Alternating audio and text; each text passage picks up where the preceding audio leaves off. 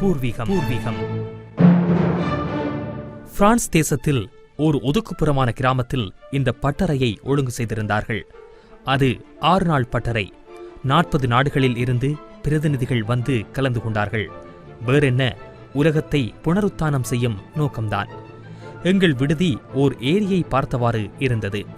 இந்த ஒரு காரணத்திற்காக அங்கே கட்டணம் அதிகம் என்று சொன்னார்கள். பட்டறையில் கலந்து கொள்ள வந்தவர்களில் நாங்கள் 4 பேர் அங்கே தங்கியிருந்தோம். காலை உணவின் போது முதல் முறையாக ஹலோ சொல்லிக் கொண்டோம். பொஸ்னியாவில் இருந்து ஓர் இளைஞன் வந்திருந்தான். இவன் வகிக்கும் பொறுப்புக்கு மிகவும் இளமையாக தோற்றமளித்தான். மற்றவர் கனடாக்காரர், வயதானவர், ஆதிவாசிகளுக்கு குடிநீர் வழங்கும் காரியத்தில் ஈடுபட்டிருந்தார். பட்டறை வேலையில் இடுப்பு ஒடிந்தது. காலையில் தொடங்கினால் இரவுதான் முடியும்.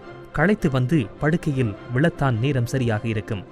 பட்டறை என்ற சொல்லுக்கு ஏற்ப இரும்பை நெருப்பில் வாட்டுவது போல இவர்களும் எங்களை வாட்டி எடுத்து விடுவார்கள். கடைசி நாளும் முடிந்துவிட்டது. ஓர் இரவுதான் மிச்சம். ஏரியை பார்த்திருக்கும் உணவகத்தில் நாங்கள் 4 பேரும் உணவருந்துவது என்று முடிவானது. நாங்கள் கியேவ் பெண்மணி அனாவுக்காக காத்திருந்தோம். இந்த கியேவ் பெண்மணியை பற்றி இவள் வருமுன் கொஞ்சம் அறிமுகம் செய்து வைத்தால் நல்லது. ஏனென்றால் இவள்தான் கதாநாயகி. உங்களுக்கும் ஆசுவாசமாக இருக்கும், எனக்கும் வேலை லேசாகிவிடும். முதல் நாளே நான் கவனித்தேன். இவள் அழகு இதயத்தை நிறுத்தும் அழகில்லை, ஆனால் வசீகரம் மிதந்தது. மிகவும் பச்சை நிறத்தில் கண்கள். நிறம் பனிப்பிரதேசத்து வெள்ளை என்று கூற முடியாது, ஒரு மேலாக்கப்பட்ட வெள்ளை என்று சொல்லலாம். உயர் ரக சீமாட்டிகள் இவளுடைய கலரை அடைவதற்கு கொலை செய்யவும் தயங்க மாட்டார்கள் என்று சொன்னால் புரிந்து கொள்வீர்கள். ஆங்கிலம், ரஷ்யன், பிரெஞ்சு எல்லாம் சரளமாக பேசினாள். அவளுடைய பிரெஞ்சு மிகவும் அழகாக இருக்கும். இவளுடைய உதவியை நாங்கள் அடிக்கடி நாட வேண்டி வந்தது இதனால்தான்.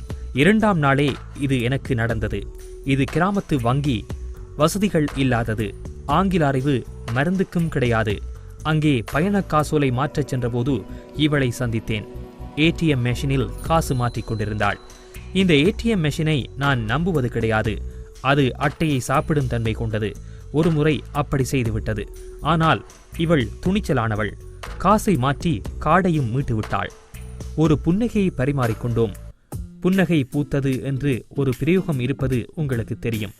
சிரிக்கும் போது உண்மையிலேயே ஒரு புன்னகை இவள் இதழ்களில் மறந்து வெளியே வருவது போலிருக்கும். இந்த பட்டறை முடிவதற்கிடையில் இவளுடன் மிகவும் அந்யோன்யமான ஒரு சம்பவம் நடக்கப் போவது எனக்கு அப்போது தெரியாது. ஆகவே மிகவும் சாதாரணமாக ஒதுக்குப்புறமான கிராமத்தில் காசு மாற்றும் சிரமத்தை பற்றி பேசிக்கொண்டோம். பிறகு வங்கி ஊழியரிடம் எனக்கு பரிந்துரைத்து என் பயண ஓலைகளை மாற்ற உதவி செய்தாள். நன்றியை எதிர்பாராது விருக்கென்று திரும்பி மறைந்து விட்டாள். பட்டறை நேரங்களில் எப்பவும் ஒரு கும்பல் அவளை சுற்றி கலகலவென்று இருக்கும். பொஸ்னிய இளைஞன் அவளிடம் மனதை பறி கொடுத்திருந்தான். அவள் பார்வையில் சிக்குவதற்கும் அவளோடு தனிமையில் பேசுவதற்கும் அவன் சமயம் பார்த்திருந்தது அப்பட்டமாக தெரிந்தது. 4ஆவது நாள் பட்டறையில் ஒரு சம்பவம் நடந்தது. கியேவ் பெண்களின் வாழ்க்கை விவரங்களை அனா வரைபடங்கள் மூலம் விளக்கிக் கொண்டிருந்தாள். லேசர் வழிகாட்டியால் ஒவ்வொரு படத்தையும் புள்ளி விவரத்தையும் லேசர் வழிகாட்டியால் வியாக்கியானம் செய்தாள். வந்த கேள்விகளுக்கெல்லாம் சமத்காரமாக பதில் கூறி சமாளித்தாள். அந்த நேரம் பார்த்து அரங்கத்தில் வெப்பம் மிகுந்ததால் சிலர் தங்கள் மேலங்கிகளை கழற்றினார்கள். இவளும் கழற்றினாள். சபை அதிர்ந்தது. இப்படியும் ஒரு பெண் தன் அழகை அநியாயமாக மூடி மறைப்பாளா என்றுதான் பலருக்கும் பட்டிருக்க வேண்டும். அதற்கு பிறகு அவளுடைய பேச்சையோ புள்ளி விவரத்தையோ யாரும் கிரகித்ததாக எனக்கு தெரியவில்லை.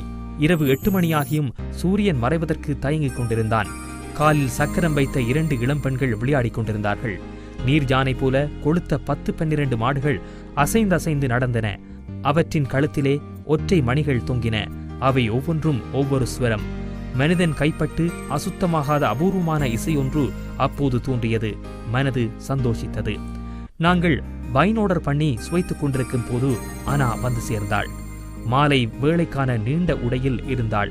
வந்த உடனேயே அன்றைய இரவு நிகழ்ச்சிகளுக்கும் பிரெஞ்சு பாஷை பரிவர்த்தனைகளுக்கும் அவள் பொறுப்பேற்றுக் கொண்டாள். இந்த பிரான்ஸ் நாட்டில் இந்த ஒரு மூலை உணவகத்திலும் 3 மணித்தியாலத்திற்கு குறைந்த நேரத்தில் உணவருந்த முடியாது. இது எங்களுக்கு தெரிந்திருக்கிறது. ஆகவே அனா எல்லோருக்குமாக தானே நேர காலத்துக்கு ஆர்டர் பண்ணினாள். மெல்லிய நீண்ட கிளாஸில் பரிமாறிய வைன் உள்ளே இறங்க இறங்க எங்கள் இறுக்கம் தளர்ந்து அந்யோன்யம் கூடியது.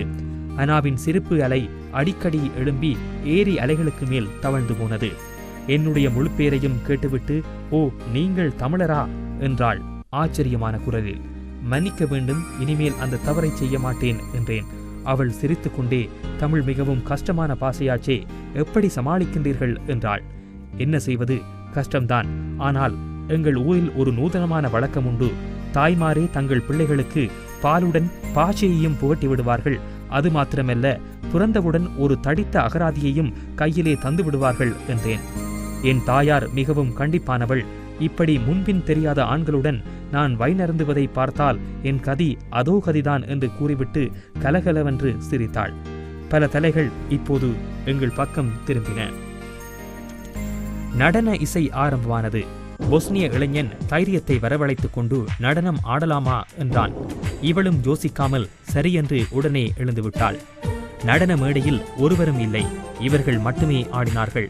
பல நாள் பிரிந்திருந்து கூடின காதல்களைப் போல ஒருத்தரை ஒருத்தர் ஆறத் தழுவி ஆடினார்கள். இவளுடைய மார்பு அவன் மேல் அழுத்தமாக பதிந்திருந்தது. இசையில் மெல்லிய சோகம் கலந்திருந்தது. மெய் மறந்து ஆடும் இவர்களை நாங்களும் மெய்மறந்து பார்த்து கொண்டிருந்தோம். நடன மேடையில் நின்றவாறே அவள் தன் தலைமயிரை விரித்து விட்டாள். அப்படி விரித்த பிறகு அவள் அழகு முற்றிலும் புதிதாகப்பட்டது. கண்களில் மயக்கும் தன்மை கூடியது. சிறிய தள்ளாட்டமும் தெரிந்தது. கலகலவென்று சிரிக்கும் குரல் கூட இப்பொழுது கொஞ்சம் மாறிவிட்டது.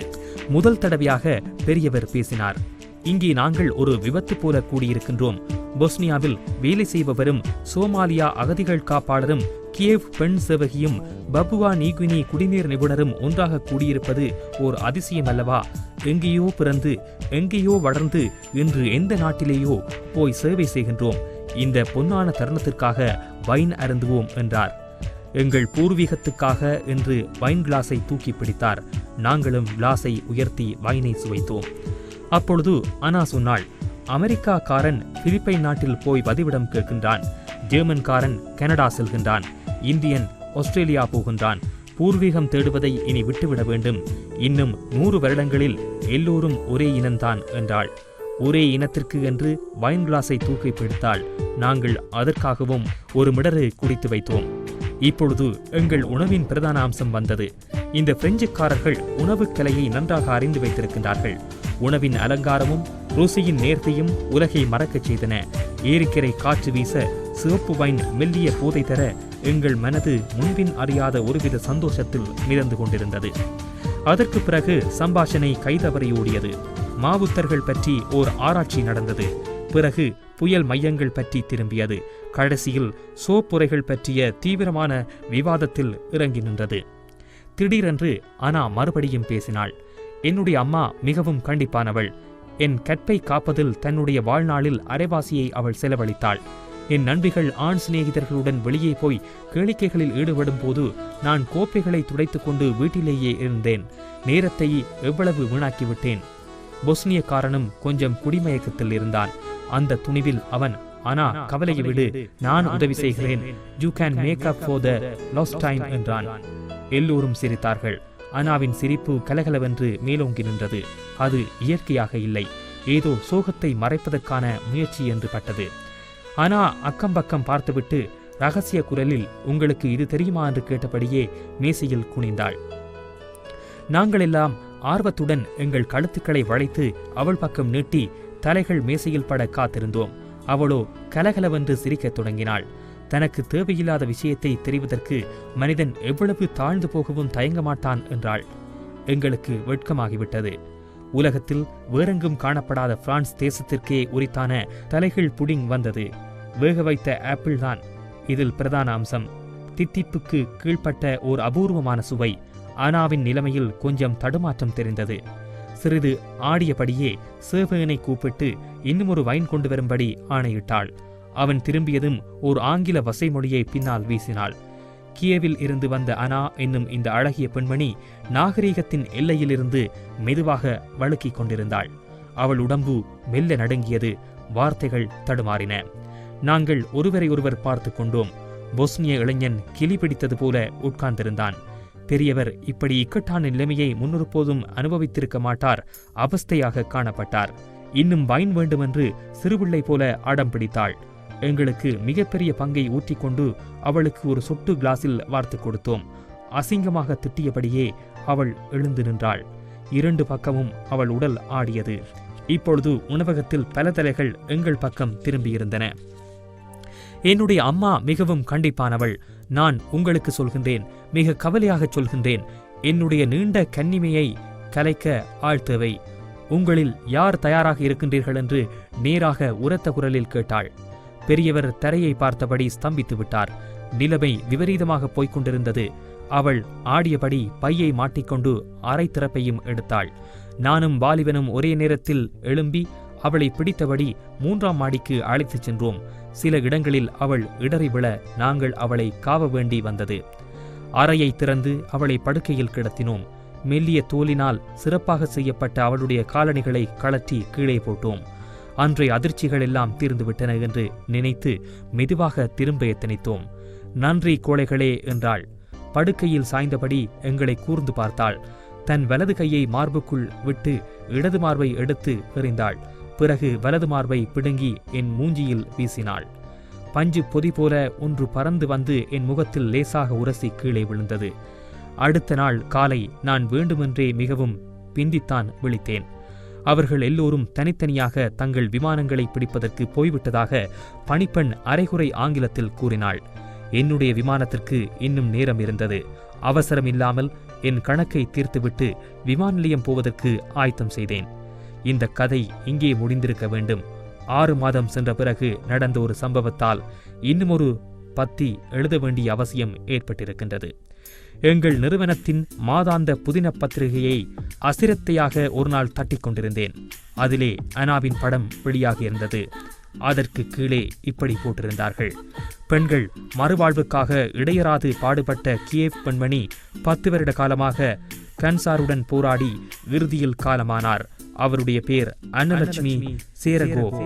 இறகு தடவியது போல் அவள் மார்பு என் முகத்தில் பட்ட ஸ்பரிசம் நினைவுக்கு வந்தது. வேறொன்றும் அப்போது என் ஞாபகத்துக்கு வரவில்லை.